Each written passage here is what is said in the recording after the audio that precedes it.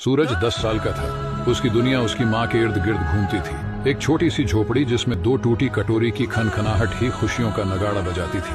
माँ दिन भर खेतों में मजदूरी करती थी। सूरज स्कूल से लौटता तो मिट्टी सने हाथों से रोटी खाते उसकी हंसी माँ की थकान मिटा देती थी। एक दिन मूसलाधार बारिश में माँ लौट नहीं पाई। रात भर सूरज चिंता में डूबा रहा। सुबह नदी का बहाव तेज था। माँ नदी के उस ओर काम करती थी। डर के मारे कांपते हुए सूरज नदी के किनारे पहुंचा। वहां उसकी माँ बेहोश पड़ी थी। पानी का बहाव उन्हें बहा ले जाने को ही था। सूरज बिल्कुल समझ नहीं पा रहा था क्या करे। अचानक उसकी नजर खेत में खड़े बांसों पर पड़ी।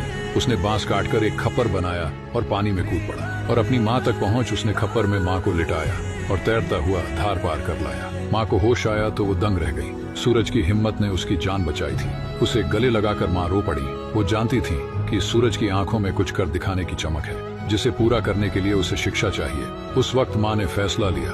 उन्होंने शहर जाकर काम किया, सूरज को अच्छे स्कूल में डाला। सालों बाद सूरज एक डॉक्टर बनकर लौटा। उसकी सफलता में माँ के त्याग और सूरज की हिम्मत दोनों शामिल थी। नदी किनारे बनी झोपड़ी तो बदल गई थी, लेकिन सूरज के दिल में माँ के बलिदान का नदी जैसा ही बहाव हमेशा हिलोरे मारता रहा। ये कहानी बताती है कि माँ का प्यार और संतान की हिम्मत किसी भी मुश्किल को पार कर सकती है। हर सपने को उड़ान देने के लिए बस जरूरी है एक दूसरे पर विश्वास और जिद का न टूटना।